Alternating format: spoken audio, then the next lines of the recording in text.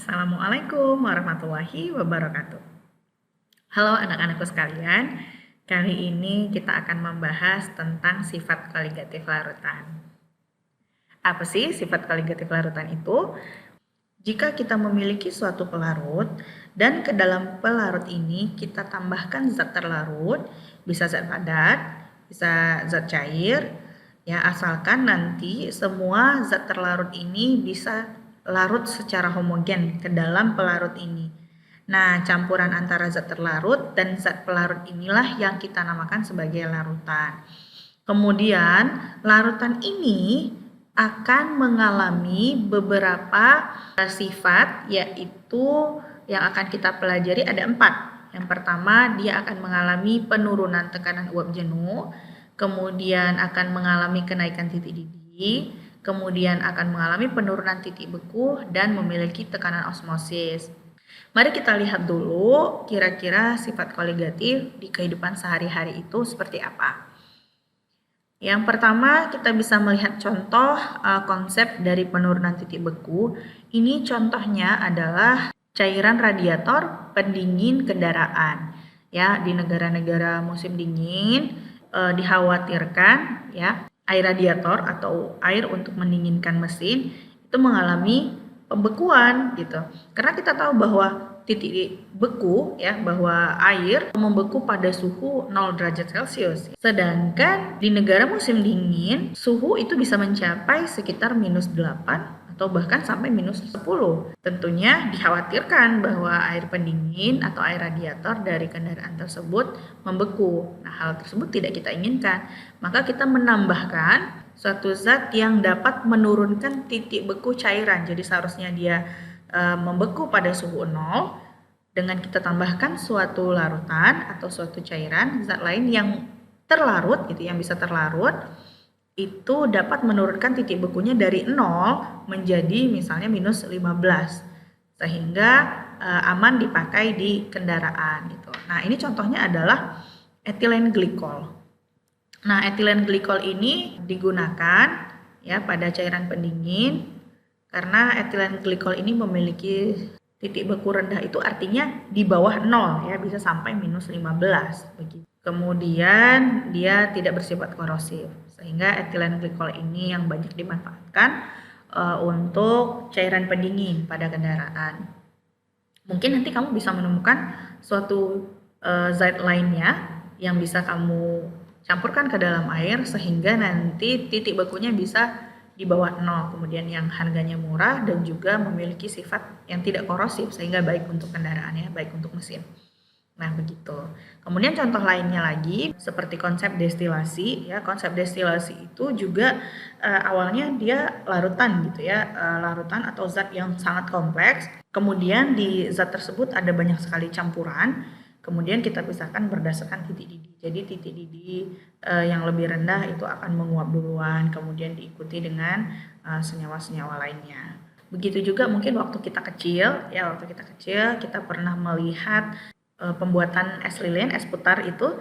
Nah, di es itu ditambahkan garam. Gunanya apa? Gunanya adalah untuk menurunkan titik beku air tadi.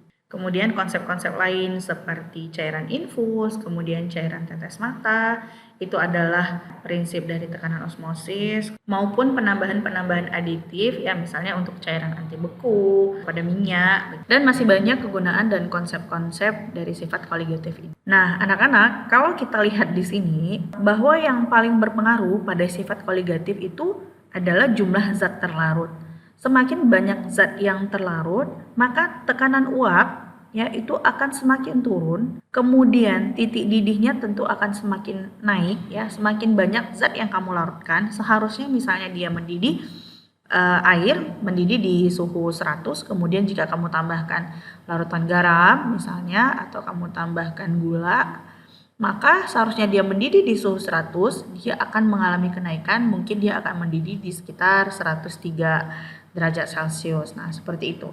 Jadi, sifat-sifat inilah yang akan terjadi apabila semakin banyak zat terlarut yang kita larutkan ke dalam suatu pelarut. Jadi, ada kenaikan titik didih, kemudian titik bekunya akan semakin turun, kemudian memiliki tekanan osmosis. Karena yang paling berpengaruh adalah zat terlarut, maka kita harus mengetahui konsep dasar dari zat terlarut. Nah, bagaimana kita menghitung konsentrasi suatu larutan? Sebab konsentrasi larutan ini sangat mempengaruhi sifat koligatif. Mari kita ulas kembali sedikit.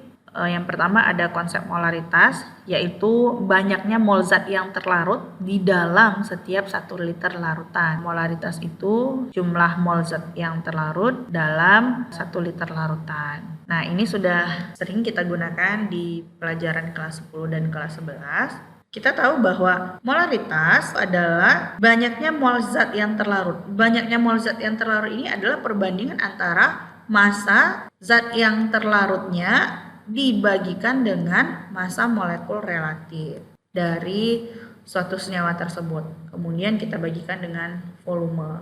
Berarti kalau misalnya kita naikkan ini ke atas ya, ini volumenya dalam liter, ini sama dengan gram terlarut dibagikan dengan mr, kemudian kita kali ya menjadi 1/V ya, 1/V ini dalam liter.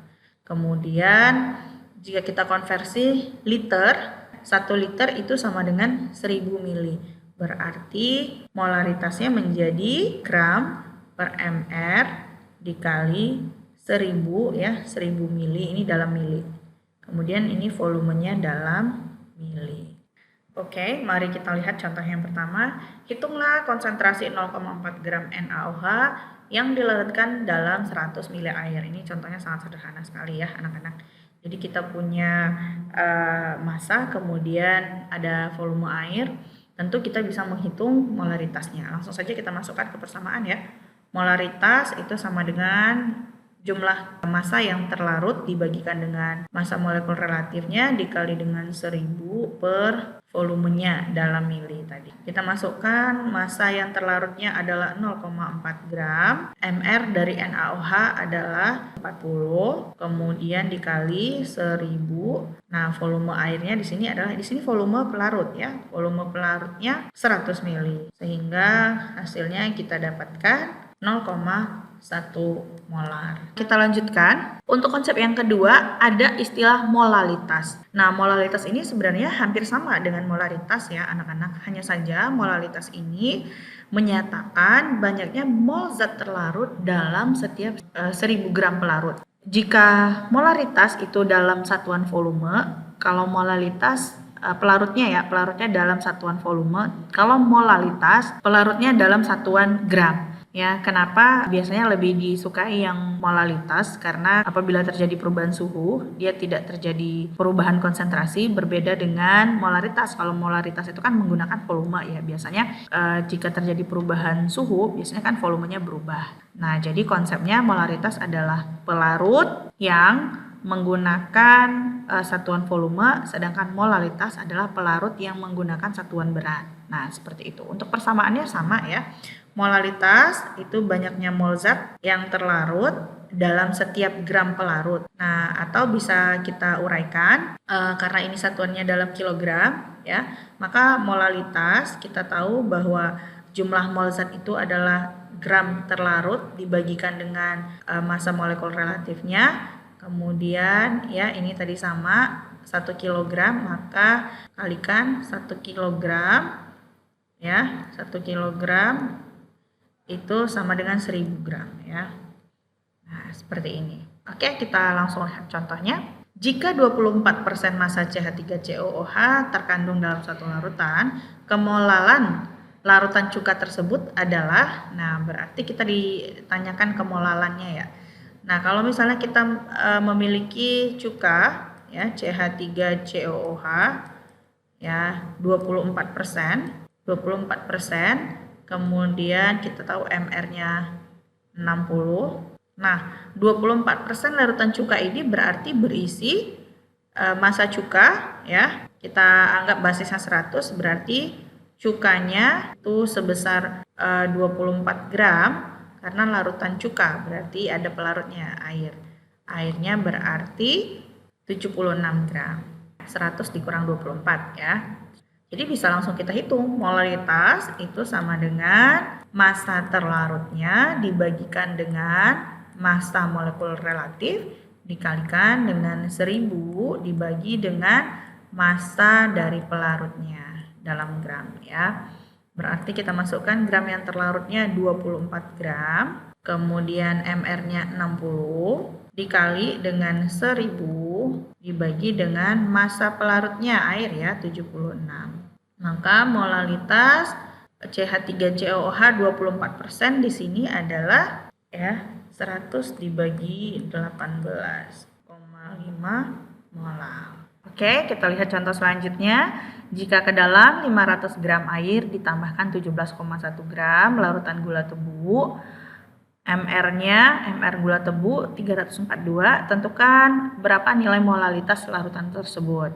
Molalitas sama dengan ya gram terlarutnya dibagikan dengan massa molekul relatifnya dikali 1000 dibagi massa pelarutnya ya dalam gram. Jadi tadi massa gula tebunya 17,1 dibagi MR-nya 342 dikali 1000 dibagi 500, maka jawabannya adalah 0,1 molar. Nah, seperti itu saja. Jadi kesimpulannya adalah bahwa molaritas konsentrasi larutan yang tergantung pada volume pelarut, sedangkan molalitas adalah satuan konsentrasi yang tergantung pada massa pelarut. Kalau kita menganalogikan yang namanya 1 molar dalam 1 liter itu kita masukkan 1 mol zat, sedangkan jika molalitas itu adalah kita masukkan suatu larutan 1 mol kemudian dalam 1 kilogram. Kalau misalnya 1 mol NaOH sama dengan 40 gram ya. Kenapa? Karena mRNaOH 40. Jadi 40 gram dibagi 40 gram per mol berarti 1 mol. Artinya dalam 1 liter air kita masukkan NaOH sebanyak 40 gram. Sedangkan untuk molalitas NaOH 1 molal sama seperti tadi, 1 mol NaOH-nya kan 40 gram ya. Nah, ini kita masukkan 40 gram NaOH, kemudian kita tambahkan massa airnya ya, massa pelarutnya sebanyak 960 gram agar dia menjadi 1000 gram ya. Mari kita lihat contoh yang selanjutnya. Ya, hitunglah konsentrasi larutan NaOH yang dibuat dari 2 gram kristal NaOH yang dilarutkan ke dalam air hingga volumenya 500 ml. Nah, jika seperti ini ya satuannya volume berarti molaritas ya. Kita bisa pakai 2 cara, bisa M sama dengan N per V atau yang tadi M sama dengan gram per MR dikali 1000 per volume dalam mili. Hasilnya akan sama kalau kita pisahkan. Mol NaOH-nya gram per MR ya, 2 per 40 sama dengan 0,05. Kemudian volumenya 500 ml atau 0,5, hasilnya 0,05 molnya dibagi dengan volume, hasilnya 0,1 mol per liter. Atau bisa juga dengan persamaannya tadi sama saja, gram per MR dikali 1000 per volume dalam mili. Hasilnya akan sama ya, 2 per 40 dikali 1000 per 500 sama dengan ya ini 4 per 40 0,1 mol per liter. Oke, kemudian contoh yang kedua, hitunglah molalitas larutan yang terjadi apabila 24 gram kristal MgSO4 dilarutkan ke dalam 400 gram air. Nah, jadi sama seperti tadi bisa kita cari molnya dulu. Molnya adalah gram per MR 24 per 120 0,2, kemudian pelarutnya 400 gram. Mol dikali 1000 per gram pelarut 0,5 molar, sama saja ya. M sama dengan gram per MR dikali 1000 per massa pelarut dalam gram ya. Gram per MR-nya 24 per 120 dikali 1000 per 400 gram air ya. Jadi jawabannya 0,5 molar. Selanjutnya kita lihat yang terakhir yaitu fraksi mol. Fraksi mol ini menyatakan perbandingan banyaknya mol zat tersebut terhadap jumlah mol seluruh komponen. Jadi tentu kalau misalnya dalam satu larutan ya ada fraksi, ada bagian yang terlarut, kemudian ada bagian dari pelarutnya. Jadi kalau misalnya yang terlarut ada A, ada B, ada C, berarti ada fraksi A, fraksi B, fraksi C, kemudian ada fraksi pelarutnya gitu. Jadi tergantung apa yang ada dalam larutan tersebut. Misalnya di dalam sini ada fraksi A sebagai yang terlarut, kemudian yang B-nya sebagai pelarut. Jadi fraksi komponen zat dibagikan dengan fraksi komponen seluruh komponennya. Kemudian hubungannya adalah tentunya seluruh hasil penjumlahan dari seluruh komponen tersebut adalah 1. Jadi fraksi pelarut dengan fraksi terlarutnya jika dijumlahkan hasilnya adalah 1. Oke, kita akan lihat contoh fraksi mol. Hitunglah fraksi mol urea 10%, mR urea 60 dalam pelarut air murni. Nah, berarti di sini kita memiliki larutan urea 10%. Urea itu rumus molekulnya CO NH2 2 kali ya. Nah, ini mR-nya 60. Kita tahu ya jika urea 10% itu memiliki perbandingan yang terlarut yaitu urea, berarti massa ureanya itu adalah 10, sedangkan massa pelarutnya tentu ya, pelarutnya misalnya air, massa air itu 90 gram ya, basisnya tadi 100. Oke, nah setelah kita mengetahui massa urea, massa air, kemudian mR urea, kemudian kita juga harus tahu ya mR air, tentunya mR air atau H2O itu 1 tambah 1 ditambah 16O, berarti mR air 18 ya. mR itu satuannya gram per mol. Oke, selanjutnya kita tinggal menghitung saja. Menghitung berapa jumlah mol ureanya dan mol air. Mol urea itu sama dengan gram urea dibagi dengan mR urea. Gram ureanya 10 dibagi mR ureanya 60 itu sama dengan 1/6 sama dengan 0,16 ya atau 167. Selanjutnya mol air ya, mol air 9 gram air dibagi dengan mR air. Massa airnya adalah 90, mR airnya 18, itu sama dengan 5. Nah, setelah kita mendapatkan jumlah mol air dengan jumlah mol ureanya, kita tinggal melakukan perbandingan saja. Karena fraksi urea ini adalah perbandingan mol suatu komponen ya, atau mol ureanya ini, mol urea dibagi dengan mol komponen keseluruhan. Komponennya apa di sini? Ada mol urea dan ada mol air, dijumlahkan ya. Gitu. Dan tinggal masukkan mol ureanya adalah 0,16, kemudian mol keseluruhannya 0,16 167 ditambah 5. Berarti 0,167 dibagi 5,167 hasilnya 0,032. Nah, ini ya fraksi tanpa satuan ya, fraksi. Ini adalah fraksi urea. Kemudian fraksi airnya juga bisa kita cari dengan membagikan jumlah mol air dibagi dengan jumlah mol urea ditambah mol air. Atau kita juga bisa langsung saja ya, bahwa fraksi urea ditambah dengan fraksi air itu pasti sama dengan 1. Nah, kalau kita tadi sudah dapat fraksi ureanya adalah 0,032 ditambah fraksi air sama dengan 1, maka fraksi airnya itu sama dengan 1 dikurang 0,032, berarti 9,68. Nah, seperti itu untuk menghitung fraksi. Oke, selanjutnya mari kita latihan mengerjakan 4 soal berikut ini. Untuk hasilnya kamu bisa jawab di kolom komentar dan akan kita bahas di pertemuan selanjutnya. Terima kasih anak-anak. Kalau ada pertanyaan silakan ditanyakan. Mudah-mudahan mengerti dengan apa yang disampaikan. Terima kasih. Assalamualaikum warahmatullahi wabarakatuh.